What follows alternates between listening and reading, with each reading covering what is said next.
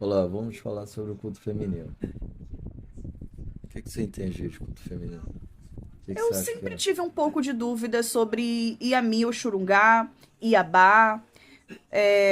Antes eu via como algo diferente. Agora eu vejo como as Iabás como faces de uma mesma Iami. E é assim que trabalhamos no barracão, é assim que eu trabalho diariamente. Mas explica pra gente um pouquinho. Tem uma diferença, uma larga diferença. Quando nós falamos de Abá, nós estamos falando de um ancestral divinizado, tá? Mãe antiga, mãe oceano, um ancestral divinizado. Alguém que em algum momento visitou a Terra E viveu e que encarnado. viveu encarnado e que hoje é reverenciado na condição de um orixá. Nesse caso, as Iabás. As Yavás, Iami, Oxum, Iemonjá, quando falamos de Iemonjá, e assim. Iemonjá, de Oxum, de Oiá, Oiá, nessa condição de Agbá, todas elas têm um mito, e esse mito tá ligado ao plano ligado encarnatório. aqui na Terra. Oxum, por exemplo, no Brasil, quando se fala do mito de Ogunté, Ogunté, quando foi casada com Ogum Alagbedé, o que que significa? Aquela ancestral, aquele ancestral ligado à energia de Iemonjá e ligado à energia de Ogum, sendo os próprios, no caso, encarnaram e viveram naquele contexto. Entendeu? Então, quando fala de Oxum que caminha, isso aqui no Brasil, tá? Oxum que caminha com Oxóssi, Oxum que caminha com Ogum, Oxum que caminha com Omolu, com Abaluayê. Cada, cada qualidade assim de Oxum está falando de um ancestral divinizado, específica. Tá? Que tem um culto específico dentro de uma região específica e que, dentro da natureza, representa um grupo específico. Por exemplo, Oxum é mãe do rio, mas tem um rio raso, o rio que é mais profundo, o rio que é mais intocado na floresta, o rio que passa por debaixo da caverna. Então, é aí que se dá essa relação com cada tipo de ancestral divinizado. Tá? Quando Oxum viveu embaixo das cavernas, quando Oxum se tocou nas matas, isto, então o rio que se toca nas matas, o rio que se esconde, então tudo isso tem uma fase de culto, uma região de culto e um nome específico, uma subdivisão. Então, não, quando nós falamos de Agbá, é de lidar com essa força ancestral divinizada feminina. Tá? E aí, por exemplo, o culto às diversas divindades em África, que se aglutinaram aqui no Brasil, também fazem essa alusão. Porque, por exemplo, o culto ao Locum, a divindade do mar. Aqui no Brasil se perdeu o culto ao Locum durante um bom tempo. E aí ficou o quê? O culto ao Locum ficou aglutinado na condição de Iemonjá. Então, tem aqui no Brasil algumas casas que cultuam Iemonjá, Iemanjá, Olocum, mas na verdade o culto é Olocum. E os fundamentos dessa Iemonjá, na verdade, são os fundamentos de Olocum, entende? Então, é importante fazer essa separação daquilo que é uma subdivisão do orixá e daquilo também que é uma aglutinação de diversas energias de forças próximas, parecidas e que se aglutinaram aqui no Brasil. Então, é importante explicar isso porque Iabá é esse contexto, é esse conjunto desse universo ancestral que é divinizado na condição de orixá.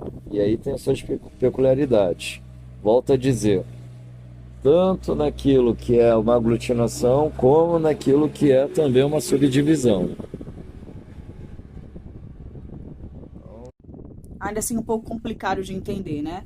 Existe um único princípio feminino, certo? Certo. Dele se difundem todas essas outras energias. Algumas que receberam uma centelha desse feminino e encarnaram. Seria isso? As Yabás seriam isso? Tudo parte de um único feminino, certo? De um princípio gerador feminino. Sim. Yami. Tá, agora eu vou falar de Yami. Primeiro eu expliquei o que é Yabá. Agora que vai começar a ficar claro para você. Porque sem entender Yami, você não vai conseguir realmente entender a sua pergunta. O que é Yami? O primeiro ponto é esse. O que é Yami? Existe uma grande confusão, tá? Uma confusão que é, porra, gigante. Por quê? Olodumare, aquilo que as pessoas entendem como Deus, que é uma grande energia. Quem é Olodumare? Então vamos entender isso de duas maneiras. Tá? Primeiro, Deus para o Yorubá é um poder que não é perfeito, não é acabado e que está presente em um plano que não nos alcança diretamente. Pronto. Deus é uma condição não perfeita, não acabada e que está num plano que não conseguimos acessar diretamente. Toda energia dessa potência que nos alcança, segundo os versos de Fá, se move até nós como um pássaro. E esse pássaro é simbolizado por quem? Por Yami. Ou seja, então, Yami representa todo o poder que emana de Deus. Esse é o primeiro ponto. E qual é a natureza do poder de Deus? Agora eu vou falar da natureza. Qual é a natureza do poder de Deus? Quando você entende de Deus, o que você associa? Amor? Não, criação, pô. Criação? Criação. Primeira manifestação que dá a ideia de um Deus é o quê? Criar. Pronto. E aí, quem é que gera? A mãe? Feminino.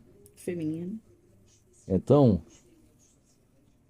essa energia que transcende até nós, transcende ou nos alcança, e que nós precisamos acender para não corrompê-la, é esse enigma do pássaro de Yami.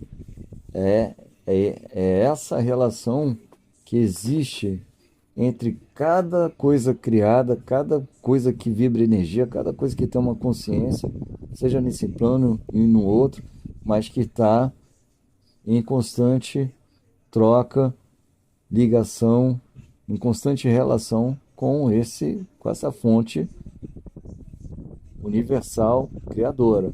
Então, o poder nos outros mitos, tá?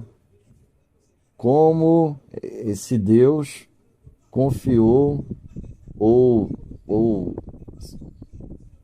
doou, né, o seu poder. Eu já falei, para que fosse gerado o mundo e os planos, tá? Através da cabaça. Depositou tudo na cabaça ou na bolsa do mistério, enfim. Essa cabaça simboliza o quê? Tá? O útero. Simboliza aquilo que é capaz de gerar a luz, dar a luz. Por que dar a luz? Tá? É o materializar a energia de Deus, dar a luz. Eu dei a luz. Eu trouxe à vida não apenas um corpo, eu trouxe à vida uma energia que é uma partícula da fonte universal do Criador. Então, Yami representa o poder manifestado de Deus. Agora, esse poder manifestado de Deus, porra, quantas são as pessoas que estão aí matando, estrupando, roubando? Quantas são as pessoas que estão enganando?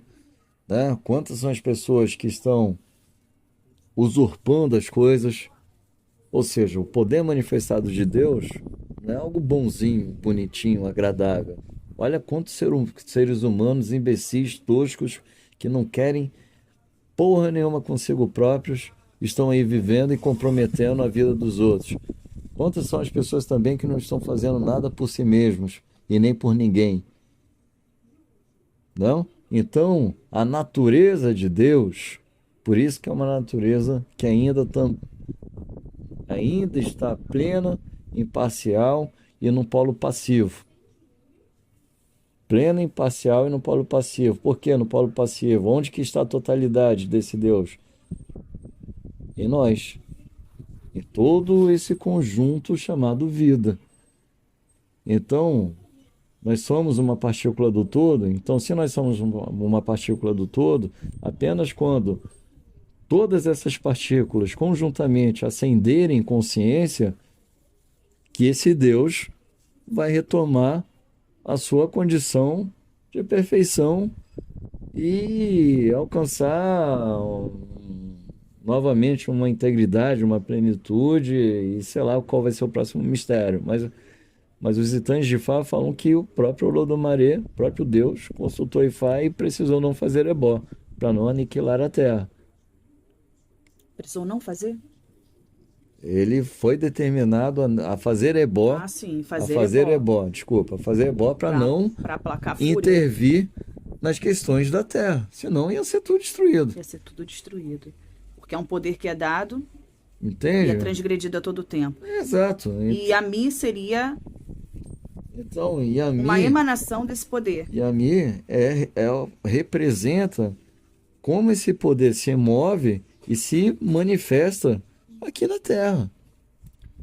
E aí, por que que é importante entender isso? Todos os orixás, eles são exaltados pelo porquê. Quando você fala a palavra orixá, logo você associa o que à palavra orixá?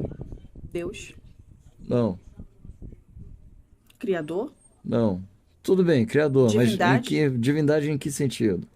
divindade mais próxima. Não. Poder sobre algum elemento da natureza. Sim.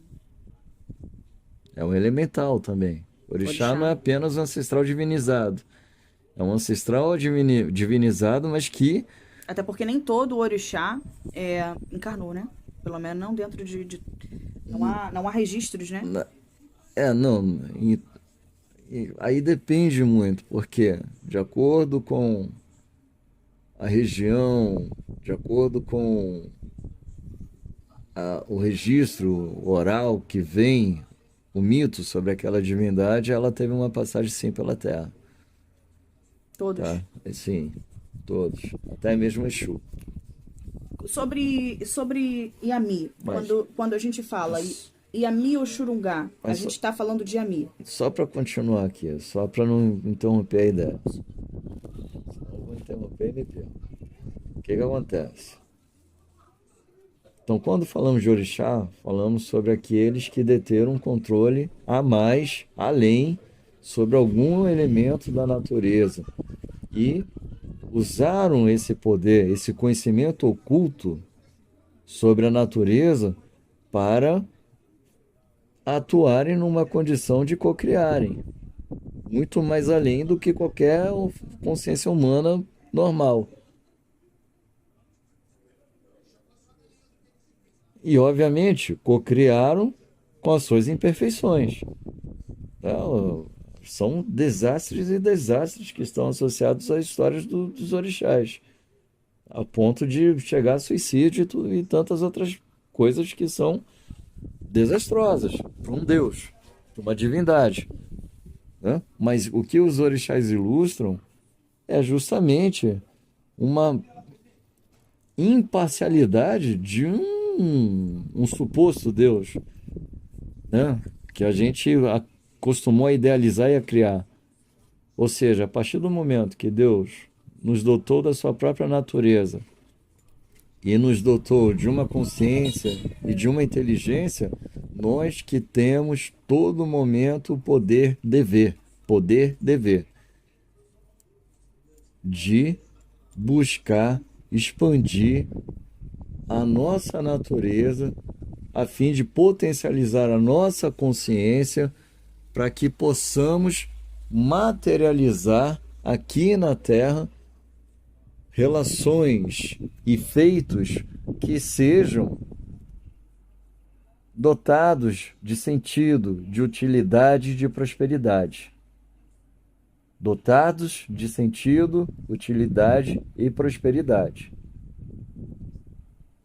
Sentido que? De longevidade.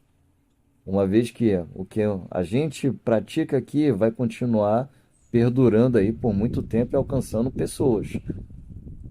As nossas ações não morrem na gente.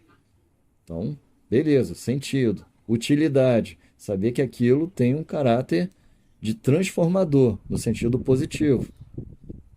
E prosperidade, saber que aquele ato está servindo como uma partilha, está favorecendo uma integração positiva do todo. Então aí que está a relação em torno do útero. E que útero é esse? Esse poder que representa a vida na totalidade e que precisa ser preservada pelas consciências que a cercam. Então, por isso que vem os mitos, os diversos mitos que falam que todos os orixás, todos sem exceção, vieram com a missão de zelar da cabaça. E qual é a divindade que representa a cabaça? Yami. Ou seja, todos os orixás, vou falar isso até em bom alto som, todos os orixás têm um poder dever que emana de Yami. Todos os orixás são pactuados com Yami. Quando a gente fala dessa Yami, dessa cabaça, a gente fala de uma persona? A gente fala de um Deus que tem uma consciência à parte? Um Deus que está morto para essa existência. Porque, né, a soberania desse Deus se faz pela própria manifestação da natureza. Porque cada natureza criada aqui é uma parte desse Deus. E ele é o todo. E como isso foi transgredido, então, com esse patriarcado, né? Imputado pelo sistema do Deus Pai, né? Agora ouvindo isso, porque é uma junção, né? Literalmente é uma junção. Então, do masculino e do feminino que gerou tudo. Então é muito perverso associar Yami. Deus Pai, mas cadê a mãe, né? Cadê a mãe? Cadê a mãe da Exatamente. terra? Cadê a mãe, né, desse corpo vivo? Então, caramba, aí você falou e ainda assim é um pouco confuso compreender Yami. É confuso porque eu posso conversar com o Yami como uma consciência, como uma divindade que está para me salvar? Eu volto a dizer, se cada orixá é uma potência em relação ao domínio da natureza, e como conhecedor da natureza, ele transforma e faz com que a natureza se equilibre para que a humanidade possa habitar a Terra, então todos os orixás são reguladores da força e da potência de Yami. Todos os orixás nos ensinam, na sua justa medida, a nos relacionar com a nossa própria natureza sem transgredir Yami. Sem transgredir Yami, ou seja, a espiritualidade se faz necessária, né? Então, quando eu busco aqui em Oxum, ela sabe desdobrar aquilo que for necessário junto a Yami, a essa energia mais suprema, agora, mais sublime. Cada cultura, porra, tem uma forma de ilustrar isso. E de materializar, ritualizar isso. Cada cultura, por exemplo, em algumas casas que eu não conheci infelizmente, mas eu sei que há esse fundamento, né? Ogum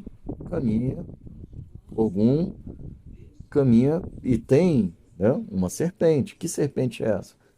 É uma forma de representar essa ligação, esse elo com Yami, esse elo com Lodumaré. Tá? Xangô, em Oió, Xangô, o festival de Xangô é junto com Arubá. Quem é Arubá? Yami, né? Oxóssi, o culto de Oxóssi, os caçadores. Em algumas regiões tem também Apaucá. Quem é Apaucá? Todas as divindades têm um fundamento com esse princípio feminino. Mas só que, porra, Estamos falando de um princípio que é unânime, o poder materializado de Deus. Pronto. Então, como eu vou desdobrar esse poder para as divindades da floresta, para as divindades do fogo, para as divindades do mar, do oceano? Então, cada orixá, na sua peculiaridade, na sua regência, no seu domínio elemental, vai ter uma contraparte feminina que equilibra consigo próprio. Logo, se eu busco um equilíbrio, uma harmonia, cuidar da minha espiritualidade no dia a dia com as Iabás, eu estou alcançando essa energia. Certo? Independente se é Yami Oxum, Yami Iemunjá, Yami Adê, Olokon, Não, Oxum, vamos Oiá. além, não, vamos além. Qualquer forma de oração, de rito, qualquer forma que esteja associada com algum recurso da natureza, e tudo aqui na vida está associado à natureza, tem ali a manifestação de Yami, pô. Se eu como um alimento, a energia de Yami está ali. Entende? Se eu vou ao banheiro e expurgo tudo, eu estou expurgando o negativo que vai retornar para a Terra, para Yami. Yami vai trabalhar. Então, né, por isso que se fala que não há nada que a Terra não possa equilibrar, tratar, aterrar. Por ser esse corpo vivo. É o próprio Literalmente corpo, ligado ao corpo de Yami. é A o Terra próprio é um corpo corpo de vivo de Yami. Yami. Exatamente. E como nós evocamos a energia desse corpo físico e do corpo espiritual? Exu. Exu é a materialização desse Deus. Desse Deus, que é uma incógnita. Por isso, Exu, para mim, eu vejo como Deus, né? Me relaciono como Deus, esse Deus comunicador. Porque é a maneira mais segura Claro, de nos relacionarmos, né? Porque a gente não sabe qual o polo que eu preciso alcançar. Então, Exu é a maneira segura de me desdobrar para onde eu preciso. não é só segura, mas Exu é o... Por que Exu é o Nibodê? Também, é o que é o guardião, Onibodê? porteiro. Né? Porque Exu é a forma da gente chegar e falar para algum ponto do universo que nós vamos trabalhar a energia de Yami de alguma maneira. Então é através de Exu que nós desdobramos a energia pessoal, a energia vital pessoal, desdobrando essa energia de Olodumare, de Yami, para que Ogum seja sentado, Xangô, Oxóssi, Omolu, Nanã, independente se é orixá homem, se é orixá mulher, se é ancestral, se é... Independente de qual seja o culto, é através de Exu que nós captamos, falamos, ó, vou captar essa energia aqui de Yami, do útero sagrado, da cabaça. É através de Exu que nós evocamos esse poder da cabaça e desdobramos para onde e para qualquer finalidade. Por isso que Exu é Asiwaju, o primeiro. Né? Asiwaju Olonão, o primeiro e o dono dos caminhos. Né? E aí a diferença desse termo para Ogum é que Ogum foi o primeiro a construir essa vanguarda para a Terra, mas Exu é o Igi Igi, o Kutaiku, ou seja, é a primeira pedra criada. Se houve algum poder que se materializou na forma de terra, na forma física, essa primeira forma física, terrena, é Exu, que é o mistério do Yangui, é o mistério da laterita vermelha. Então, a laterita, a pedra Yangui, a laterita vermelha, ela representa o corpo de Deus, que não tem sexo, não tem forma nenhuma, representa a vida materializada. Seria uma redenção, uma ponte. Exu seria essa ponte. Não, simboliza a chave, que é para eu poder acessar qualquer portal. Qualquer portal. Então ele é a chave, porque ele é a própria manifestação dessa energia de Yami. Interessante, né? Como o sagrado é. Então, né? Por isso que tem tanta gente que evoca Exu de várias maneiras e funciona. Por isso que tem tanta gente que evoca Exu para qualquer tipo de finalidade, ali funciona. Seja para pior porcaria, quanto para a benção mais elevada. Por quê? Aí nós temos a prova dessa imparcialidade desse Deus. Entendeu? E uma vez que a materialização acontece através de Exu, materialização da vida, porque da mesma forma que tem o Yangi, tem o zigoto, que vem do espermatozoide do óvulo. Então, toda essa união, essa simbiose que está constantemente alterando a vida, desde a sua origem primordial, é um desdobramento desse Deus na própria condição de Exu, e o poder que envolve essa relação é constantemente o poder da cabaça, o poder de Ami. Por isso que Exu está sempre carregando a cabaça. Exu está sempre carregando consigo e sendo também o guardião para que a humanidade não venha. E o que significa na íntegra esse termo? O Exu está sempre carregando a cabaça. Exu está sempre fiscalizando o poder de Ami. Porque imagina, você chegar, apertar um botão e esse botão liberando todos os mísseis nucleares. Então a ignorância humana é capaz de fazer isso. Então, sim, Exu é aquele que está sempre botando um percalço, um obstáculo, para que a gente não crie essas armadilhas tão severas de chegar e apertar um botãozinho de um míssil nuclear. Que a capacidade humana não tem limite. Nós temos a partícula do Criador, então nós não temos limite nessa Terra para nada. Exu também funcionaria nesse caso como um filtro, né? Ele é um regulador. É um regulador. Sim. Mas é um regulador de um poder universal. Sim. E que é capaz de se partilhar infinitamente de acordo com cada consciência que nasce aqui nesse plano. De certa maneira vai dando uma corda, né? Com uma certa limitação, mas vai dando uma corda quando você coloca. Eu trabalho essa energia para algo positivo, eu trabalho para algo negativo. É verdade. E funciona. Para ilustrar melhor. Vamos ilustrar melhor. Não tem que todo mundo fala de lei de causa e efeito, lei de causa e efeito, lei de causa e efeito. Nós entendemos isso como Exu. Exu é isso. Eu faço uma coisa e tenho uma reação. Ele me faz experimentar as dificuldades do meu caráter. Então, é um Deus que se individualiza para mim. Exu é a forma individualizada de Deus na vida de qualquer um. Certo.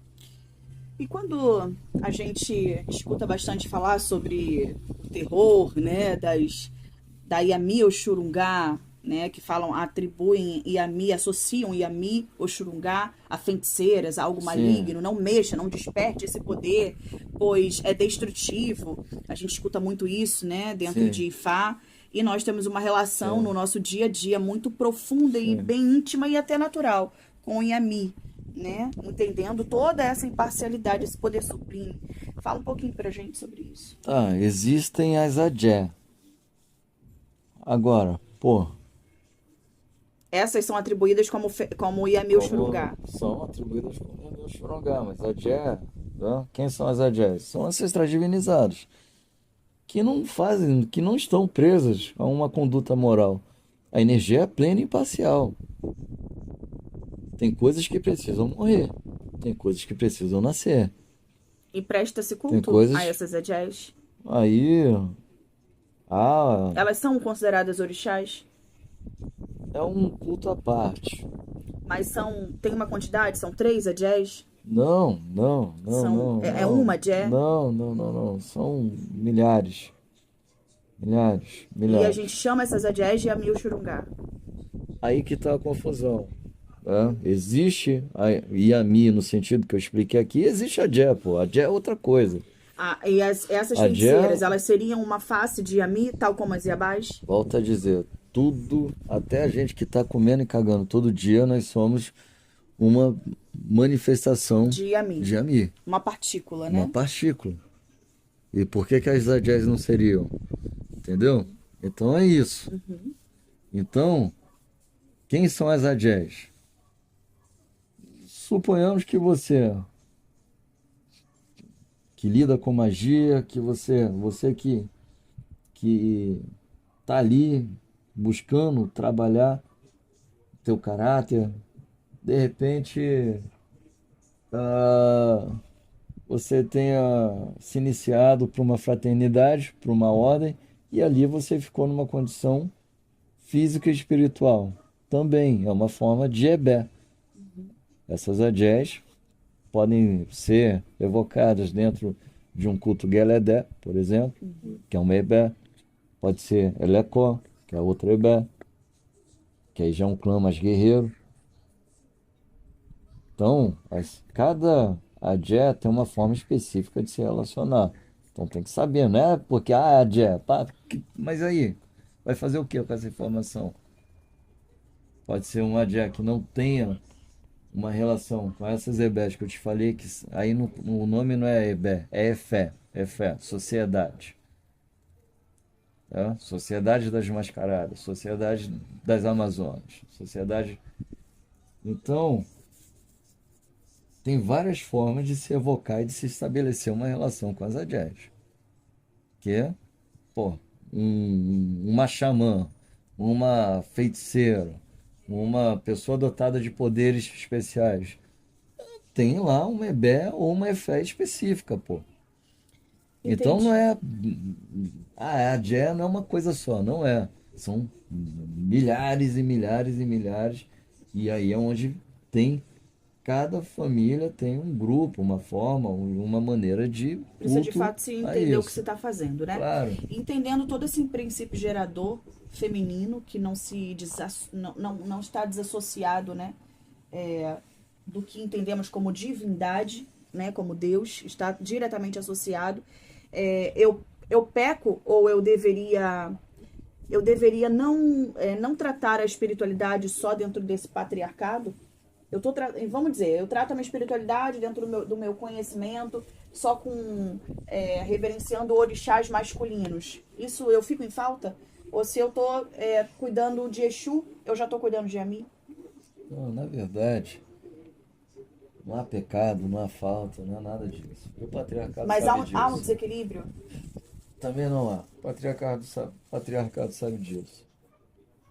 É assim. Por que que o culto feminino, nesse ponto, com Yamil Xongai, ele precisa ser tão cauteloso quando se fala de patriarcado?